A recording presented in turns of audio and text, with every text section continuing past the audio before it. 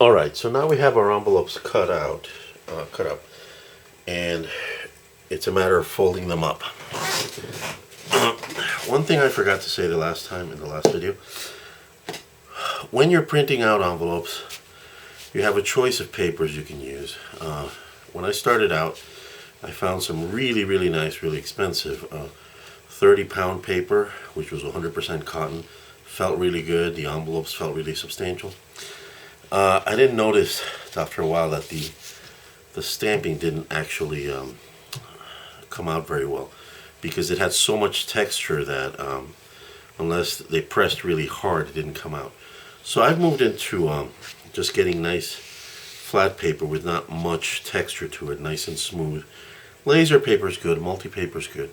However, you do want to buy paper that's a little bit better quality. First of all, a little heavier weight than normal.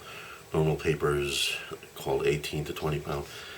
This paper that I'm using is 24-pound paper. And there's also a brightness to the paper. This is 100 brightness, which is as bright as it gets. This is so that any image you put on it comes out better. Some papers you'll notice are actually duller, the brightness is lower, and it's all listed on the outside of the paper. Sometimes you just buy paper, you don't notice that, you know, there are different types. On the paper pack itself, it will tell you the weight and the brightness. So I'm using multi-purpose paper, 24-pound, 100 brightness. Now we're going to start off using what is called a bone folder, I believe. I don't know why it's called bone folder. I imagine originally they were made of actual bone. It is a blunt tool. I know it looks kind of sharp here, but it's not that sharp. It's not made to cut. It is literally made to score paper so that you can fold it. And this is where it really pays off to have your corners very well defined.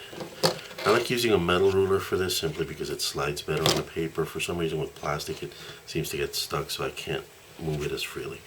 You're going to start off just putting the ruler right down where the line should be, where the fold is going to go. And then with your bone folder, your bone tool here, you just literally make a crease. Just press down on it like if you were cutting. Now it's best, you'll notice I'm using my rubber mat here. It is best if you have some type of backing to it. Don't do it on a hard surface.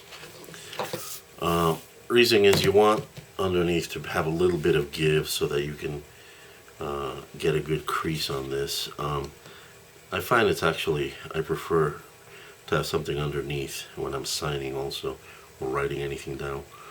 Now if you don't have one of these mats, you can just use a piece of cardboard, more paper, old newspaper, whatever.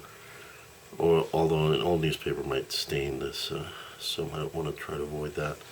But just make the folds like that, make 3 creases like this, and then it's just a matter of folding them up. Now normally what I do is I fold all of them and then I'll leave them folded in the shape that they're going to have as an envelope under a heavy book or something overnight, unless I'm kind of in a hurry, you know, deadline's coming up or something. And I usually leave that before gluing it the next day. For this one I'm just going to glue it now so to be able to show you guys. But as you can see, this is a nice envelope shape here, and the end result is an envelope with space for your stamp, your cancellation, and space for you to put an address if you want. And it's got the image that you selected. So next video I will show you how to glue it, which is very easy. It will be very short.